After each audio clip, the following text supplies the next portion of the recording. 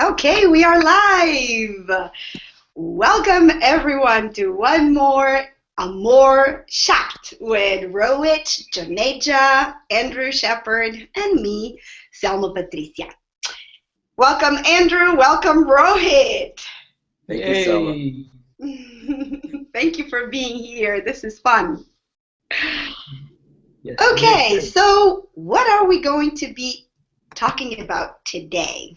We are going to touch on something that is really a treasure, a gift in relationships. We talk about romantic relationships, and we're going to be talking more inside this context of romantic relationships. So, trust. Let's see. The dictionary says that trust is the firm belief in the reliability, truth, ability, or strength of someone or something. Confidence placed in a person by making that person the nominal owner of property to be held or used for the benefit of one or more. And then as a verb, the belief in the reliability, truth, or strength, again, of someone or of something. So we're going to be talking about what does trust mean in a relationship, maybe invite you into a new way of looking into trust, and we're going to answer a few of those questions that say, you know, I'm really in pain, someone broke my trust, how do I deal with this, what do I do with that?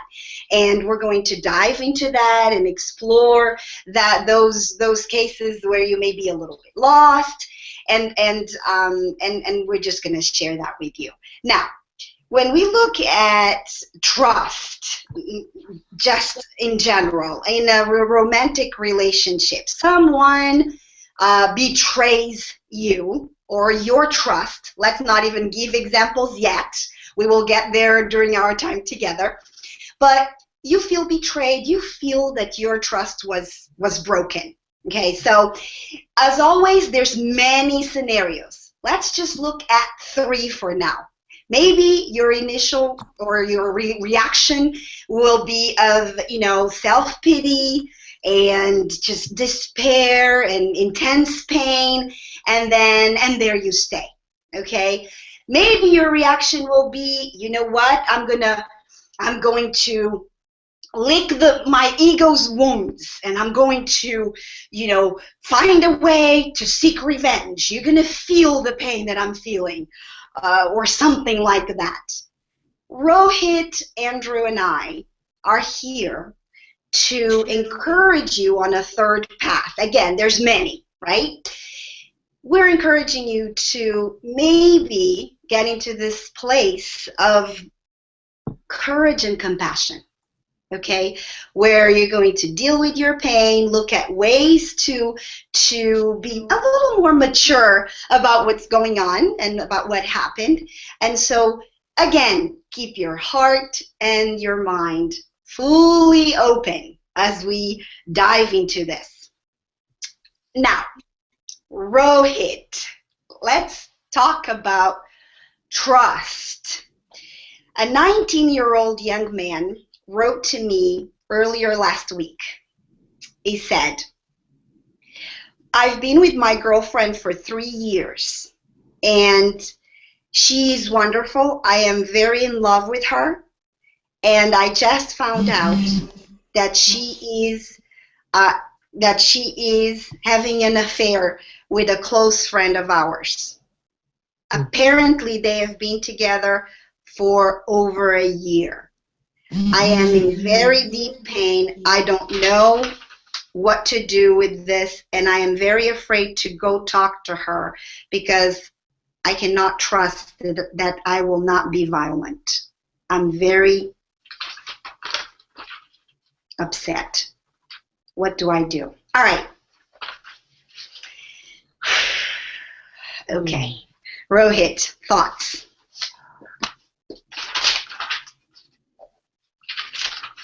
See, trust actually is the basis on which we build our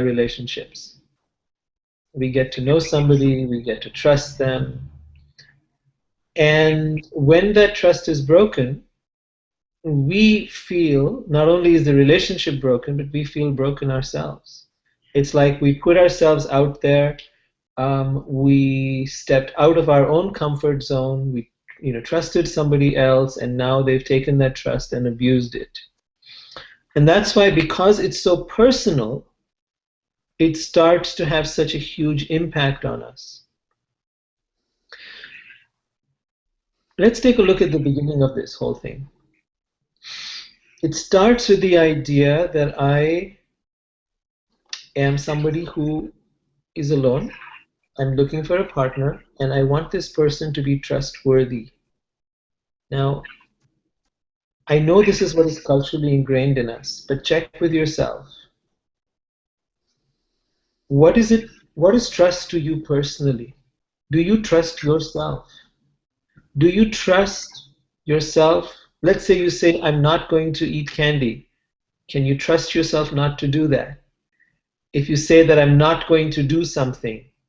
In fact, I'll give you a really simple experiment. Let me see how good you can really control yourself from not doing the things that you want to do or don't want to do. All right? Let's take an example. Let's agree right now that you're going to follow my instruction. I'm going to ask you to do something. And just for a moment, it's nothing strange, nothing bizarre, just an exercise where you close your eyes and do something and see something. It's going to imagine something or not. And I want you to take a look at how the human mind works. All right? So will you guys play with me a little? We're going to do a little experiment. Yes. All right? Okay, what I'd like you to do is, now remember, we have all agreed on doing something. Okay? And I'm going to give you an instruction, and you're going to follow my instruction. Is that agreed? Yes. Agreed, Andrew? Agreed. Agreed. All right, great. Now we've agreed, we have an understanding, and let's see what happens. I want you to close your eyes, take a deep breath, relax.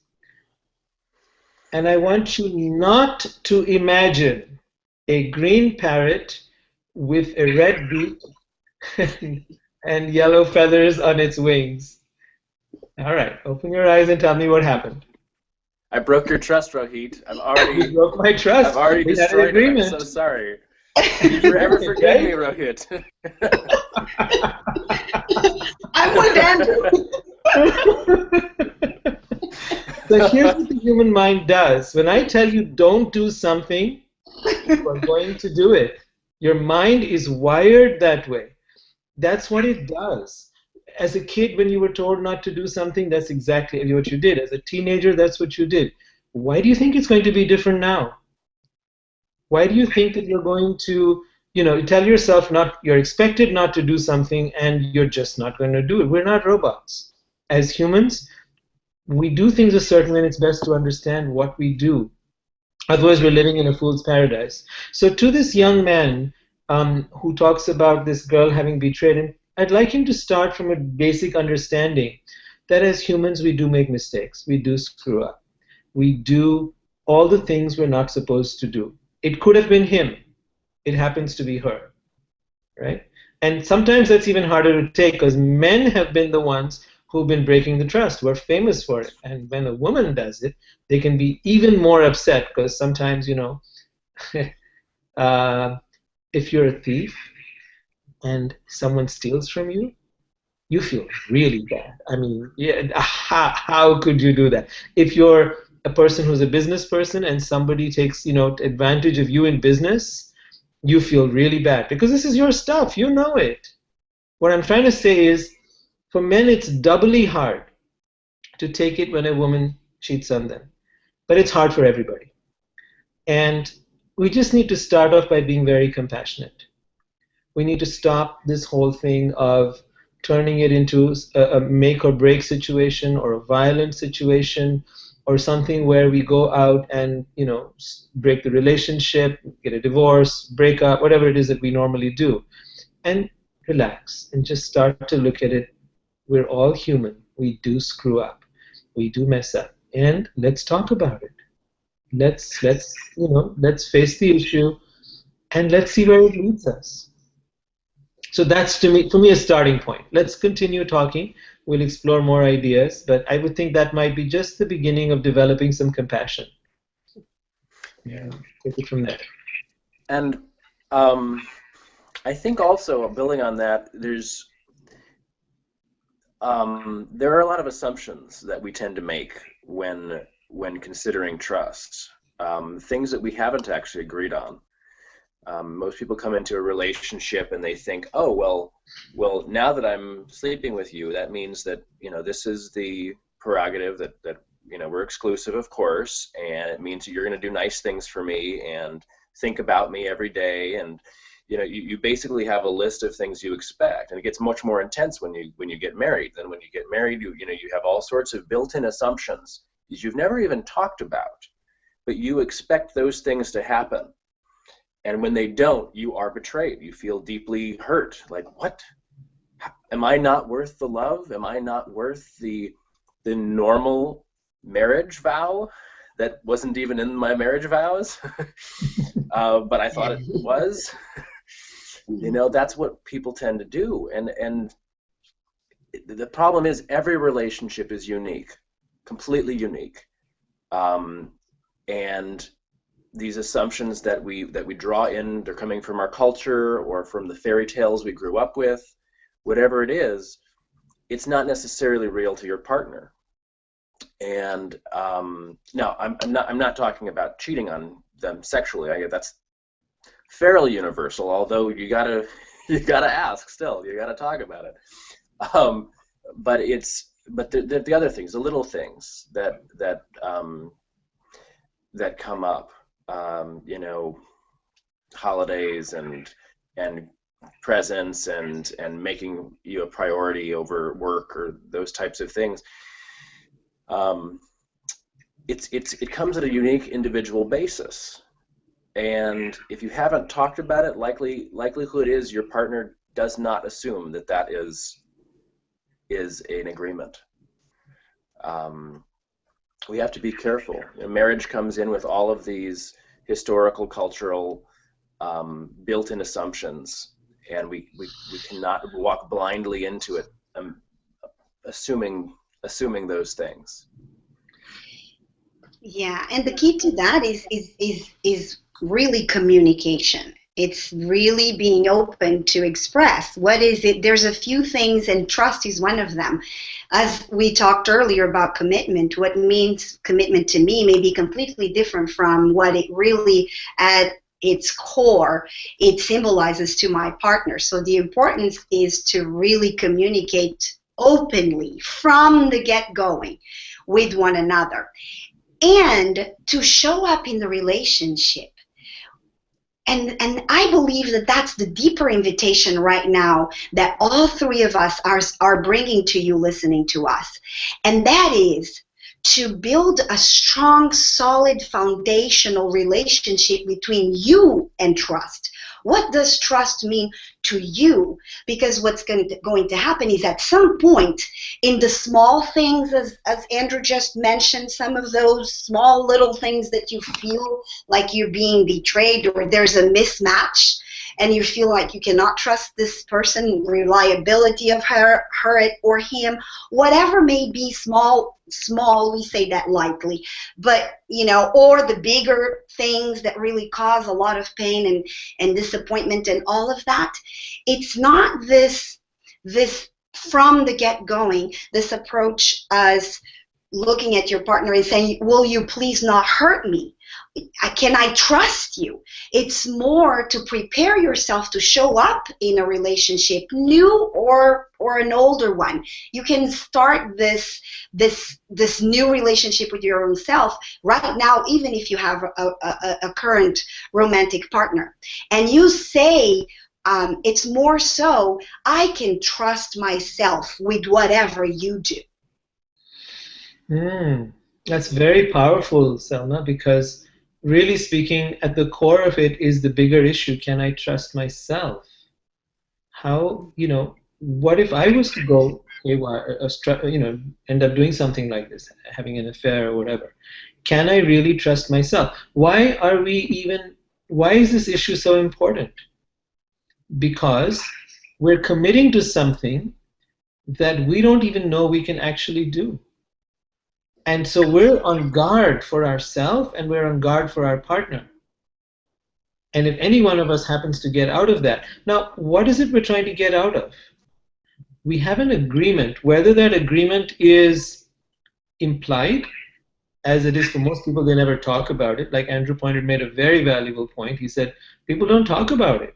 And since they don't talk about it, there is no agreement. And since there is no agreement, well, how can I break your trust? Right? Now, of course, there is what is the implied cultural agreement, which is what society in general, people in general seem to believe that relationships are all about. Okay, even if we accept that, essentially what we're talking about, whether it is agreed or not agreed, is an agreement or a contract. And my challenge to you is this: is that what your love comes down to? An agreement? You have a lease agreement for your when you rent or buy a property. You have an agreement for your car. I understand agreements are important. Agreements need to be honored. But is that what your love comes down to? Is that all it is a contract? And the truth is, that's what it has been. It has been a contract all these centuries, for many hundreds, maybe even thousands of years, in which a man got to own and possess a woman for her sexual fidelity, to take care of his children and his house. It was a contract sanctioned by religion and the government. That's why we need these people to sanction this contract. And even if we're living with someone, even if we're just seeing someone, the fallout of that is still in our lives, even if we don't have that written agreement in a court or whatever. But the implications are still in our consciousness, is that we have this contract with this person that I'm yours, you are mine, and you cannot see anybody else. But we don't stop to question the very idea that, is this what love is all about? Is love about creating contracts? Is it a business transaction? Is it a way to own and possess someone?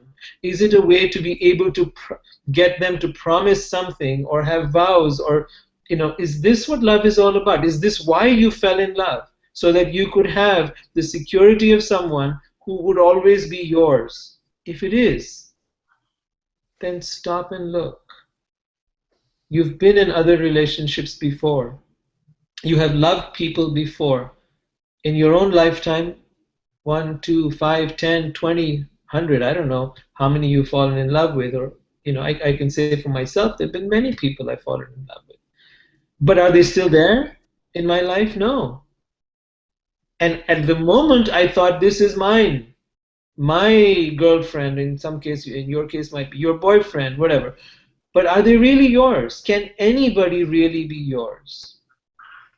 And if they cannot be yours, then this agreement that we're trying to make is based on an illusion. Right? We need to go beyond illusions, we need to go beyond agreements, and we need to come to love. We need to come to the heart of love. And love says, accept yourself as you are, accept the other as they are. Start there. We are fallible, we are human, we will make mistakes. Start there. And then let's grow together. Let's not come up with false assumptions. Let's not make it a business. Let's not try to make it, now you love me, I own you. These kind of things will only cause us pain and suffering. So let's go deeper in the conversation with that. And do you want to, Rohit, so beautifully put, do you want to have that person yours? You want to own somebody who you love. If you could, would you really want it? Because essentially you're talking about a form of slavery, which is historically based, as Rohit was saying. It's the ownership of property. Why? So that women don't have somebody else's children, and then your seed, your offspring, which is the focus of your immortality and your property will pass to your offspring. You got to make sure that they're not somebody else's offspring. Well, that would ruin my immortality. I mean, it's a very selfish cultural model that frankly, we've had the great luxury of outgrowing in the last 100 years or so. But we haven't all chosen to take that luxury. You know? But don't you want, if you really love somebody, and I know this is very cliche, but you want them to be free. You want them to be free to express themselves, to be who they are. To control them would take away their beauty, would make them less of the object of your affection, and make them more of an object of possession. And that's not, I just don't think that's what most of us want. Yeah. Entitlement and control. One of the things that just came as you both brought that came to me. I do this. It's an exercise that we do. In a nutshell, we call it the love your face, from your face, right? So pour love into your face, the face of who you are, and the face is the fear, the attachment, the control, and the entitlement, right? So we go over all these four because these are four components of that I own you, you're mine. So there's fear somewhere in there. So let's look into that a little bit. Where is that coming from? What is feeding that? You know, and let's work on letting go of that attachment and that need of controlling, and of course that entitlement just doesn't belong. And when you pour love into all of these, you just left with that freedom that you just mentioned, Andrew, and that is the ultimate gift in a relationship, that we are free to truly be who we are, who we authentically are. And it's a journey. It's a journey. You know, we're not here saying this is all very easy to do and that there's not going to be a moment that you are not going to feel attached to someone and to whatever they're going to do. I mean, you will feel, but when you are aware of what's going on, then you can be more responsible about how you act with all of those triggers. I've got a story. Yeah. It's not my story. It's a friend's story that I heard in Chicago. This man told me that I may have told the story before on here, but this man told me that his wife, when he got married, he was very fearful, that he felt this nervousness about his wife, and she was very attractive, and other men were very flirtatious with her, and she didn't resist, flirting back. And he had to come to a position of groundedness with himself to understand that his fear and the pain that he could experience by her flirting with other men or potentially cheating on him was all in his head, for one, and it was, at least at that, it was, and that it was something he was creating, that he recognized that he was putting a mathematical equation in charge of his own happiness, that basically if my wife were to cheat on me or flirt with other men, well, that would make my heart feel this way, this broken, empty, hurt, painful state. And when he recognized that that was what was going on inside of his mind, he changed the paradigm, and he said, wait a minute. I can be confident enough in my love that even if she did cheat on somebody, my love for her would not change. I still love her the same as I do, because my love is not contingent. It's not based on what I get from her. It is based on who she is and how I see her. That is what my real love is about. And as long as that can't be broken, as long as I know her well enough to know that even if she did cheat on me, I would still find her beautiful. I would still love her no matter what. Well, then my heart stopped freaking out. He said that he reached this point of calm comfort, and he trusted his wife, and and that was all that mattered. And he loved her, and she loved him. As far as I know, she never cheated on him.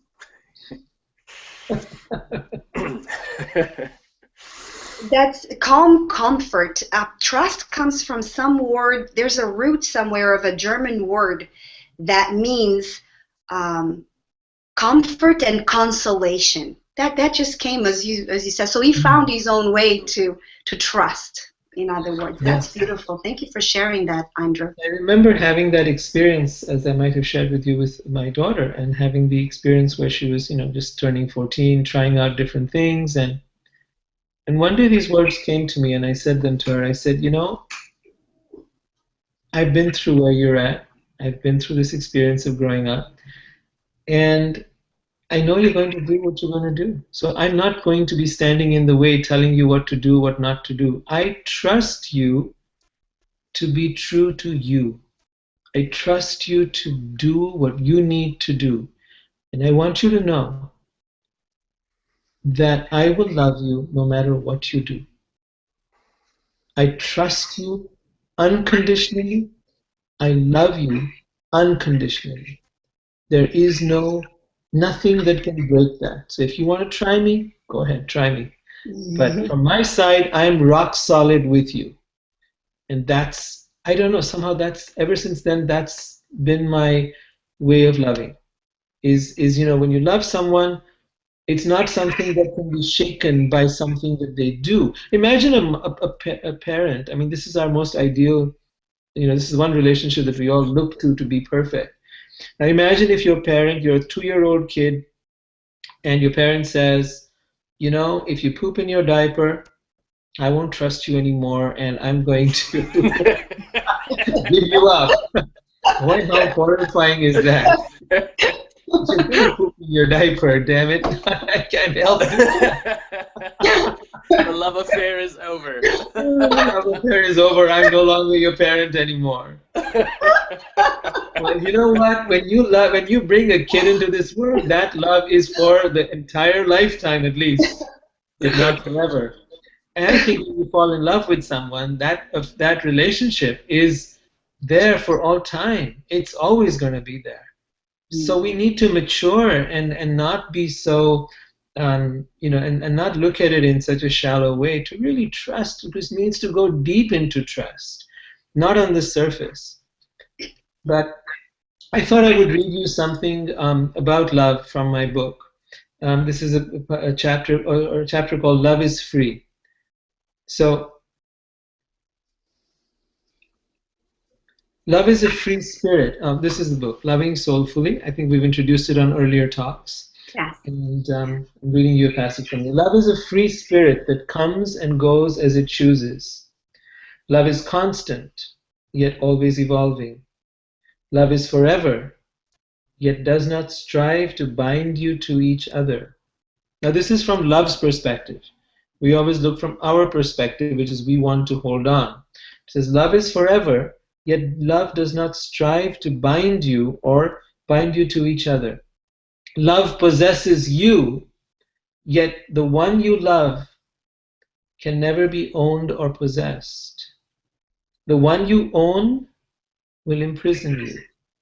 The one you possess will consume you.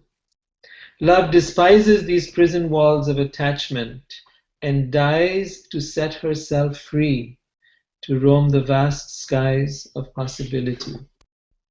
Love is not currency with which you can purchase another's heart until death do you part.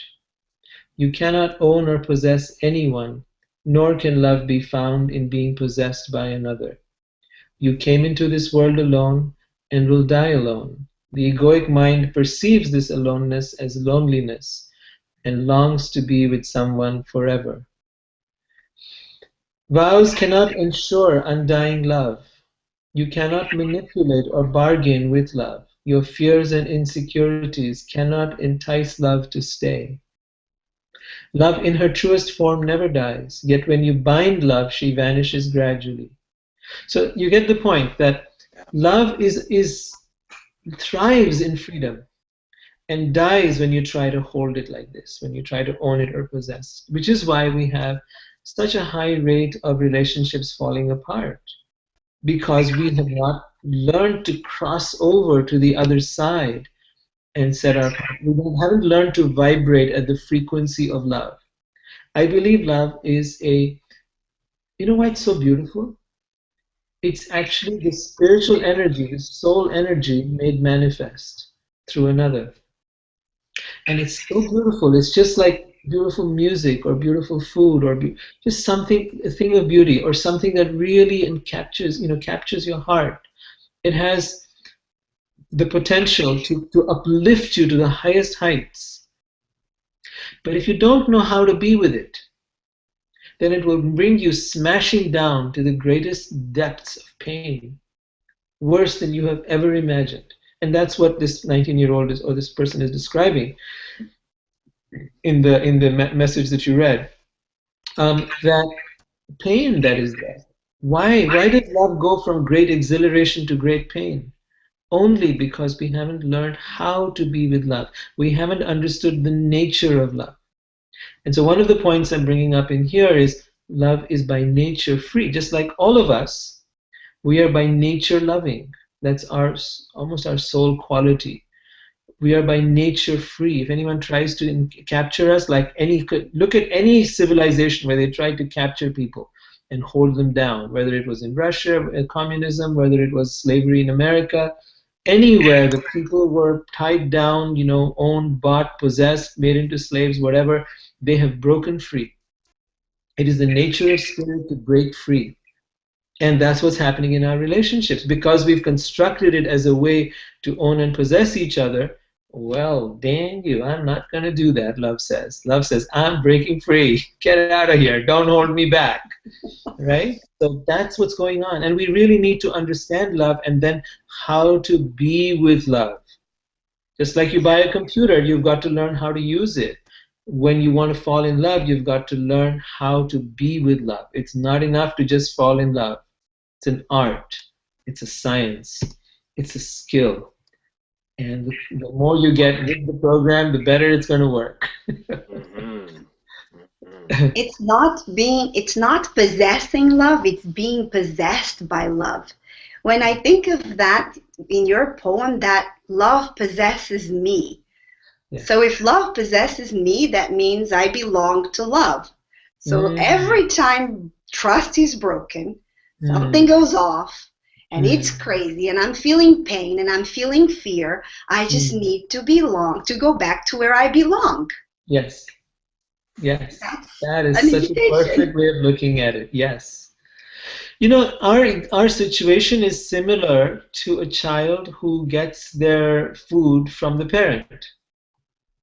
So if the parent is not there to give the food, the child is going to be hungry, especially a young child. I'm talking about a 2, 3, 4-year-old who cannot feed themselves, who does not have the ability to do that.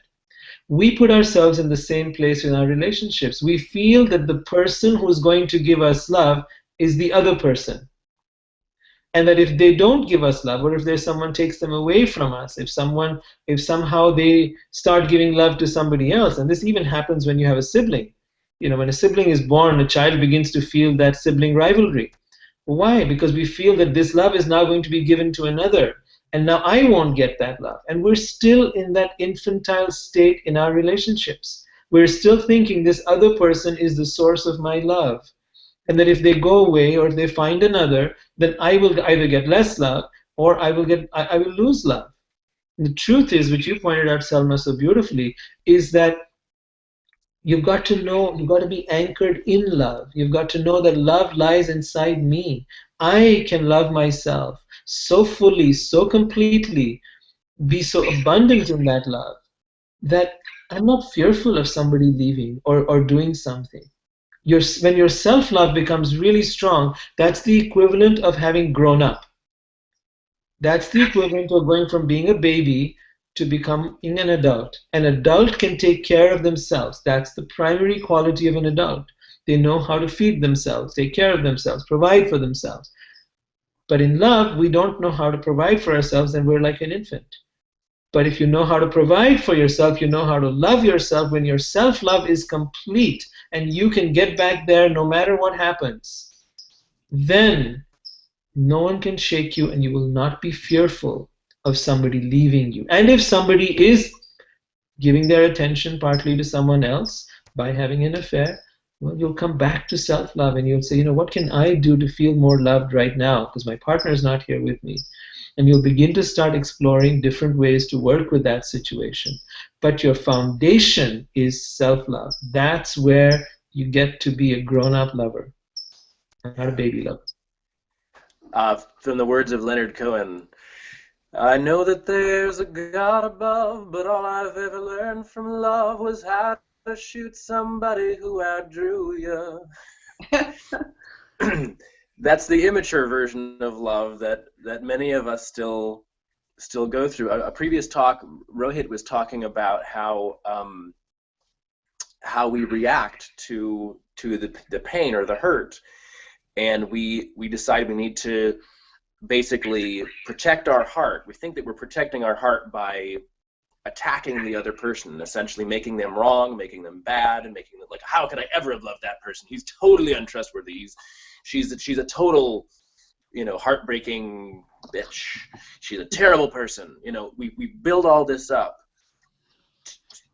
because we think it's going to protect us. We think it's going to make us feel less pain, but it actually stunts the healing process. And so this revenge that a lot of people feel is really a reaction. And what Rohit was just saying, when you find that self-love that stabilizes you, then you're not reacting anymore. You're acting. You're acting on the new information. So maybe this person, you thought this person was going to be with you for the rest of your life, and now you're really not so sure. You're pretty sure it's not going to go that way anymore. Well, that's new information you're going to have to integrate.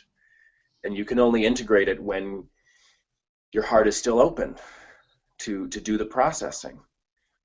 As soon as you start reacting and going through this very common cycle of revenge in your mind, or at least burying that person in hatred, which is really love with a twist.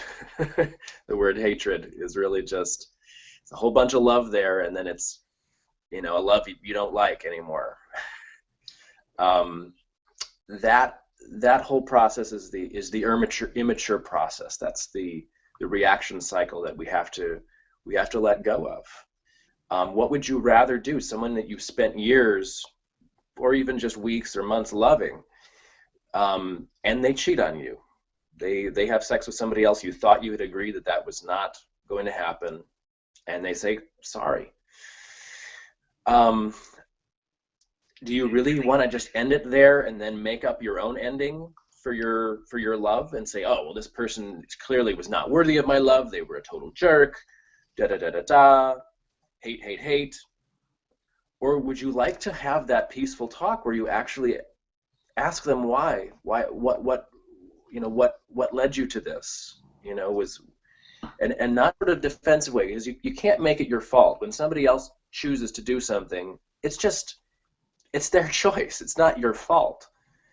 You may have lessons to learn, but never assume that your actions forced somebody else to do what they did. That's pretty much faulty most of the time. But to ask them why they did what they did, so that you can make sense of the real story, of the truth, not the narrative you want to make up because it's more convenient that they were a jerk and you never should have trusted them in the first place.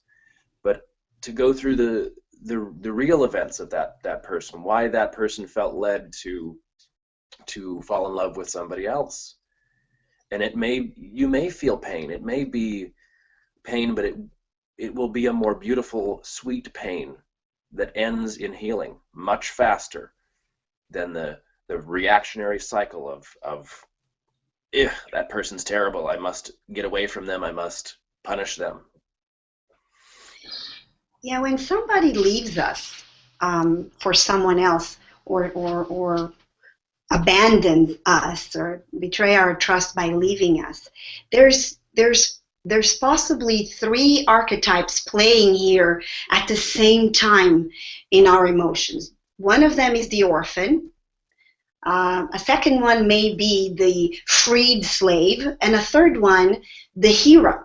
So there's this orphan. Here I am, how could he or she?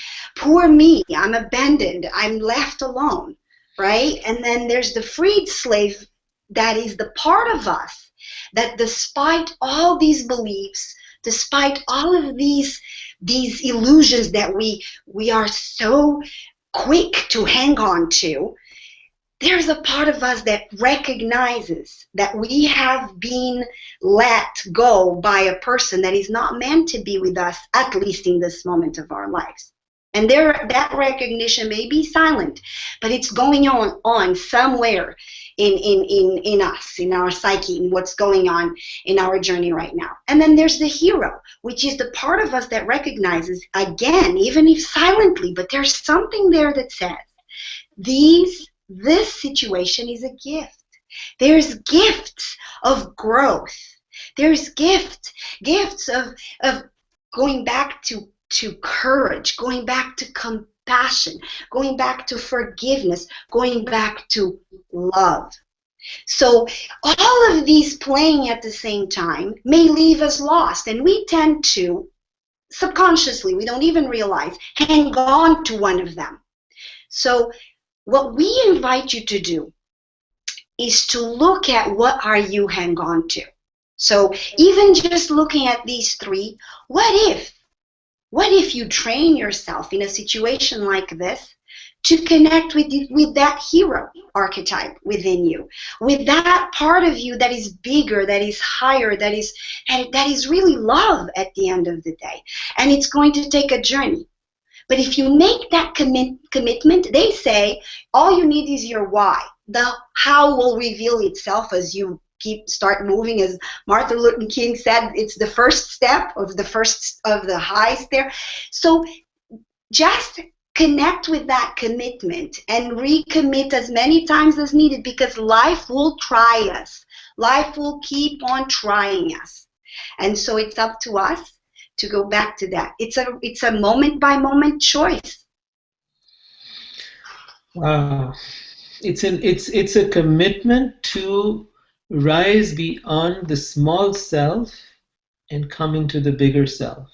To rise beyond the wounded part of you that feels like the orphan, that feels abandoned, that feels, let down, and to rise to a bigger part of you that's inviting you, come, expand, grow. It's just like saying, I think I might give an example when it comes to fitness. The equivalent of where we are with relationships is like someone who is a couch potato and likes to sit down and have their, and watch their TV and munch their chips and whatever else. And, that's comfort zone for most people. And then there's the struggle to push yourself out, to go and exercise, to work out, to join a gym. And, that's getting out of your comfort zone. You've got to step away from your TV, away from your nice couch, away from your, comfort foods, and you've got to push yourself because you want to expand those muscles. You want to make those muscles stronger. Well, there's something called a heart muscle. And to make it stronger, you've got to be able to push yourself out of the comfort zone, out of the ego zone that says, how could she? How dare she? I'm going to do this and I'm going to do that, and all women are and all men are, da da da. But to really move out of that and expand your heart into a place where it becomes even bigger and begins to say, okay, so you hurt me and I want to find out what I acknowledge that I got hurt. Okay, let's not we're not going to be hypocritical about that. Of course I felt let down. Of course I felt betrayed. Let's own it. But that's not the end of the story, and that's not the reason to break it up. Right. Life is more complicated. Right? We own our feelings, and then we move through them. Just like you own your fear. You own your fear for a situation. So then you become an adventurer in love. You become a person who breaks the barriers, who breaks the limitations, who goes through then you become the hero. That's the real hero in love, not someone who just starts crying and whimpering the first time something goes wrong. Oh, mommy, you took my doll away. Well, sorry, that's not quite how we're going to get there. The beginning of that hero's journey is empathy. And for empathy, I found a beautiful song. It's an old song by Mary McGregor. And she says in here, because this guy is talking about his girlfriend who's been seeing another guy for a year. Now that takes me to a situation where obviously this woman loves two men. She's, in love with this guy who's been seeing her. She's not broken off with him, and she's in love with the other guy. Now this really turns it around. And in this song, Mary McGregor sings, torn. Hey, does anyone want to sing it? Torn between two lovers, feeling like a fool. Loving both of you is breaking all the rules. Then she goes on, you mustn't think you failed me just because there's someone else. You were the first real love I ever had. And all the things I ever said, I swear they still are true. For no one else can have the part of me I gave to you. I couldn't really blame you if you turned and walked away, but with everything I feel inside, I'm asking you to stay. Torn between two lovers, feeling like a fool, loving both of you is breaking all the rules. So look the song up, it's beautiful, and it really gets you to understand the other side. One is your side feeling hurt, but what if what if you were in love with somebody and then met someone else and fell in love with them as well? Now what do you do? I mean, love's not something that comes with guarantees that now that you love this person, you will never fall in love with anyone else. In fact, it seems to be the trend is quite the other way, that you fall in love with someone and it's possible you will end up falling in love with someone else as well. And it's time to face that and say, okay, this happens, right? And if it does happen, let me go talk to her. Let me go with some empathy in my heart. Let me go with some love in my heart. And let me share that I felt hurt. Yes, I did. I'm not going to be dishonest with myself. But you know what? I want to know. There's one of two possibilities. Either there was something missing in your relationship that she needed from the other person. And you know what? That doesn't make you wrong or bad. Maybe that person is really good at humor and you're very good at intellect and she likes both things. And that's just how it goes. Or, something. There may be something in that person. So one is there may be something wrong in the relationship. You may have started off being a certain way, and then you kind of got complacent and you weren't quite being there anymore. And now she misses that. She has tried to get you back into it, and maybe you couldn't go there anymore. Got busy with work or whatever else. This happens a lot to people. So this can become an impetus. Instead of being something to break the relationship, it can be an impetus to say, okay, let me get back into my best game. Let me really pull up my socks and start being the best that I can be. I was getting too lazy and comfortable and complacent. So that's one possibility. The other is, of course, like I said, she may have found additional qualities in this person that really appealed to her and that have made her fall in love with this person. Just really stay open to all possibilities. You never know what it is until you start talking. And when you start talking, put yourself in her shoes or his shoes, whatever's going on, and ask yourself, what if I was in the same place? What if this were to happen to me?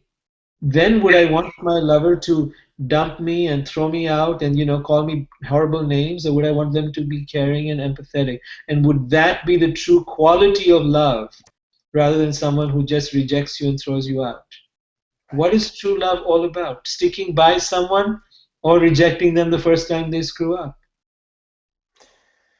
And this is, I want to add, Rohit, this is how love teaches us about life.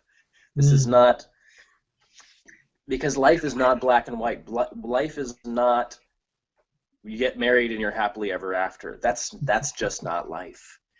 Love is the agent of change. Love is the agent of learning and growth that makes us better people, that makes us understand the nuance of life itself.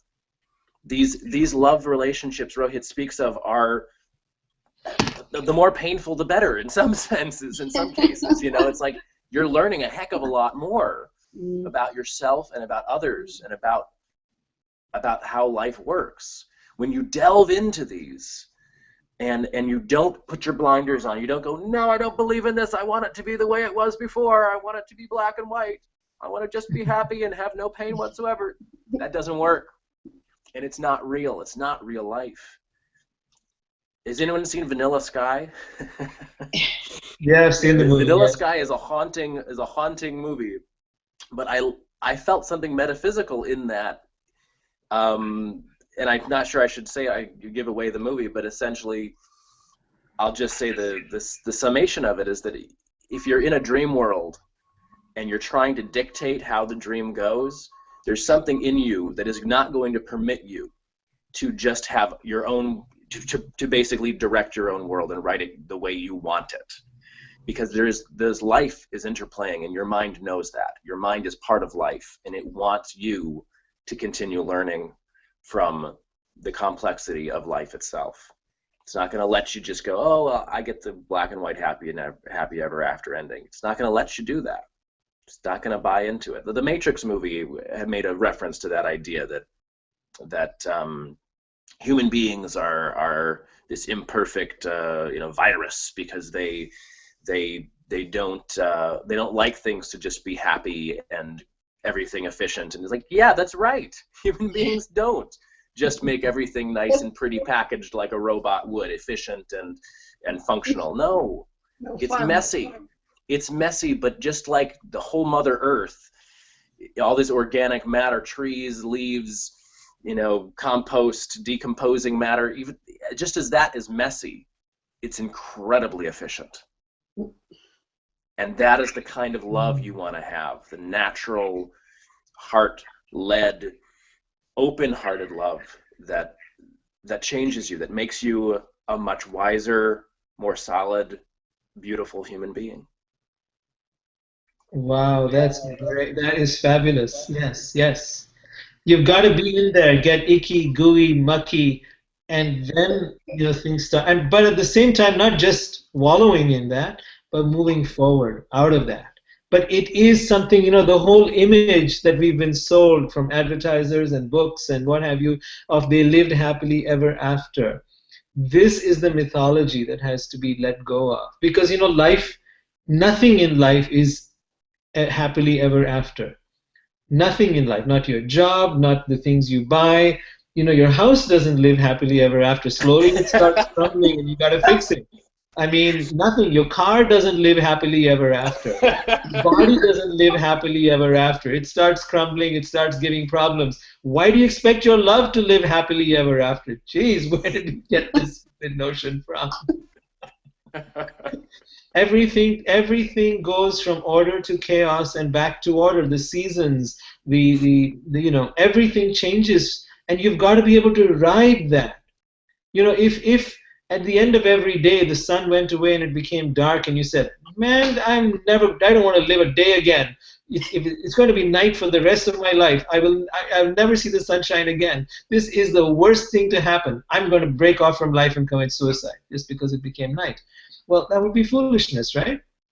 But that's what we do to love. Just because it went from light to dark, we suddenly think that it is suddenly useless and we need to throw it away. But it's not. This is not this is not a disposable paper cup that you can suddenly just take it and dump it out. But rather you need to trust that from the darkness will come the light, that from the winter will come the spring, that from the icky gooey stuff that you're going through right now will come hope and will come new rejuvenation. The spring will come again and your love will deepen and you will go to a place that is even more profound. And if you keep riding this journey, you will go deeper into love. You will fall more, you will really get to the heart of the matter. If you're going to keep staying on the surface of it, you will find nothing, and you're just going to be another object for an advertiser's sale campaign. Someone trying to sell you something on whatever, Match.com or this or that. Yeah, you can find your ideal partner. Yes, yes, yes. Oh yeah, and then the movies, of course, Hollywood and everybody else, campaigning to give you those dreams. But the reality is what happens after they got married and supposedly, the big function and the ceremonies and everything. And well, the reality is what happens after that. And that's what we need to look at. And we need to make that work. Yes. So from two fellow gentlemen, I will share a scenario with you, and I would love you to share your heart with this young man. 34, and 3 years ago, girlfriend had an affair with someone else. In fact, it wasn't even an affair. She spent a couple of nights with someone else. They didn't have a relationship. It was an ex-boyfriend. She was feeling very, very insecure in the relationship, and she felt like she had to draw back. And so this ex-boyfriend really still was connected and really very much loved her. So they had a couple of nights and they were together. And then things got a little better with the relationship, and they went stronger, not still committed and really where she felt they needed to be, but they went back to one another. And then she felt the need to share with him what happened. And she did. He didn't hear from anybody else. She was the one who told him. So it was very challenging for him to accept, and it's been 3 years. He's been struggling with this. He just feels that he cannot trust her anymore. And although we go through that, just one little detail, remember who came to you and spoke to you the truth that you're so having difficulty accepting. But let's put that to the side. There's a very close circle of friends, guy friends, with whom he confided, and he explained exactly how things happened. And they have been the source of this continuous encouragement for him to let her go. She's no good. You cannot trust her. She's no good. She needs to go. And so there's pressure from the love he has and connection he has, obviously, with her. And then there's this continuous invitation from very close people in his life, defining trust for him and how he can regain his life again by just letting her go. Gentlemen, to a fellow gentleman, what do you have to say? Well, I would start by saying to watch out for direct advice as far as what you should do. Your friends are trying to help you, trying to protect your heart, but I would not trust their advice because they're not you. What we really want are the right questions. What you really want to do is ask yourself questions, because you don't want a head decision, you want a heart decision. And I think that, first of all, throw out the notion that because she slept with somebody else, that trust is forever broken. That is not your thinking. That is somebody else. That's culture has given you that rubric, and you don't have to follow it. Secondly, what I think is interesting is that she's already slept with somebody else or Selma, did she fall in love with somebody else? No, this was an ex-boyfriend that she was very, at a very sensitive moment, and she had a few physical encounters with him. But no, she is not in love with this other man. She's in love with this guy you're talking to right now. Okay. I was going to say just that the fact is that she did that and she still came back to you. She clearly wanted you more than some ex that she still had feelings for, apparently. It's kind of like you've already been through that bump, that, as Rohit keeps saying, it's almost inevitable that you're going to desire somebody else at some point or another.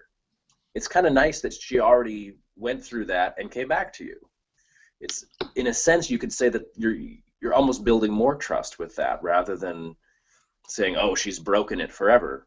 I think that the question is really about the relationship. How much the question of the relationship needs to be looked at independent of that affair, because if the relationship is worth it, if the relationship has all of the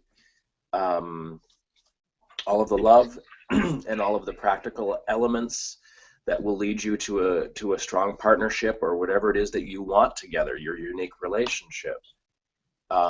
If that is there, well, then the affair is just a blip in the grand scheme of things. And it may actually, you may actually be able to see it as a strengthening your relationship rather than a shattering of your relationship. So look at it. Rohit?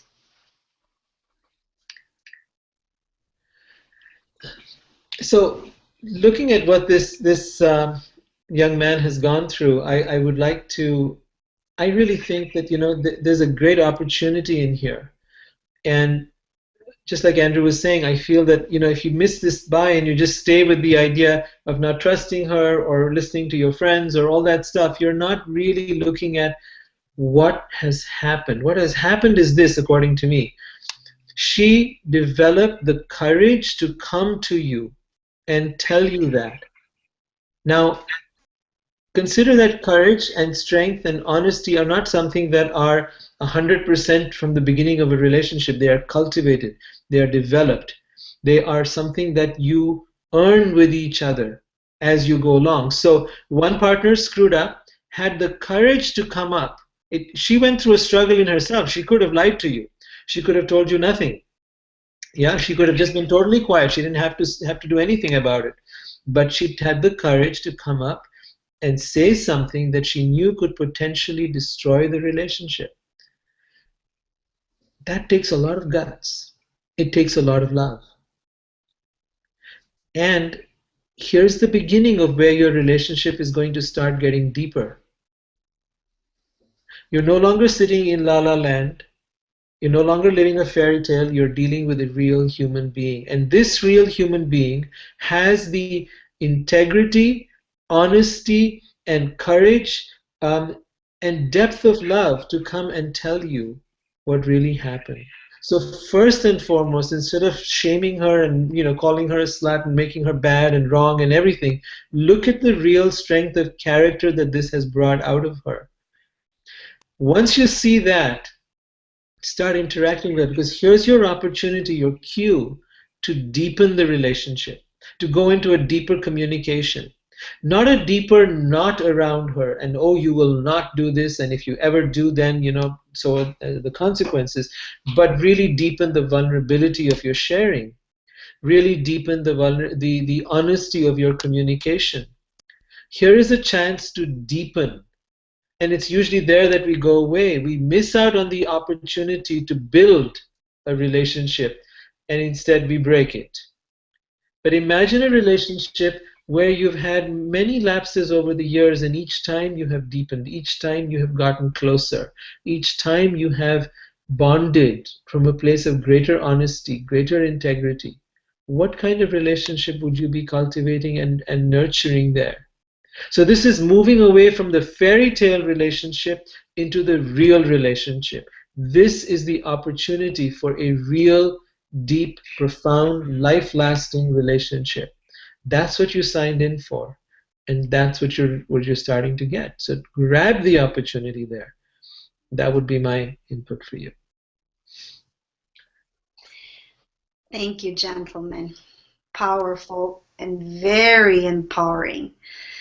Take control of what's going on with you. Thank you so much. Andrew, Rohit, any final thoughts on trust before we leave today? Well, Andrew? Trust.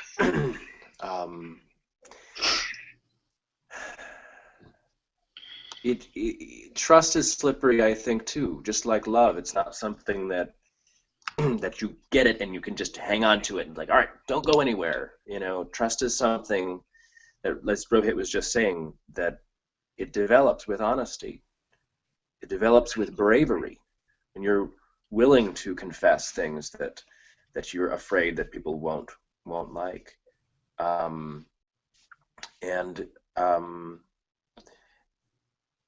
It's as fragile as you want to think about it, and it's as strong as you want to think about it. It's something that isn't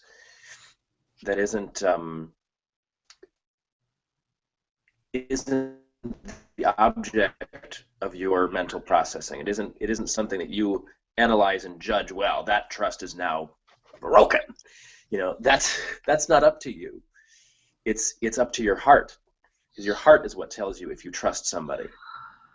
Your mind wants to protect your heart. Your mind wants to analyze and control and organize everything so that you have no problems whatsoever, so that you don't have to deal with any fight or flight. It's like, okay, well, let's make sure to get rid of that, or conquer that, so that we don't have to deal with any more fear or pain. But trust is a more organic process. Trust is in charge when it comes to trust. And you either trust somebody enough to do something, or you do not yet trust them enough. and that trust will grow through experience and through talk and conversation, and the more you know somebody, the more you trust them, and you know where not to trust them. But in knowing that, in knowing where their weaknesses are, you trust them more, essentially. You trust, and just like with self-love, you need to have self-trust, as Rohit was saying from the beginning of our first talk.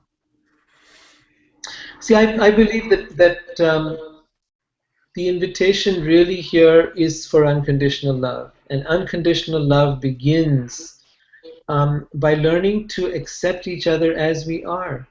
Not the perfect image of someone who's going to do everything you say and be everything you want them to be and fit the textbook ideal that you have, or the fairy tale ideal that you have, but to love them not only for at every stage of their life, when they get older, when they lose their teeth, when they fall sick, when they start having some disease, when they mess up, when they do the wrong thing, to love them through all of that. That is the invitation of unconditional love.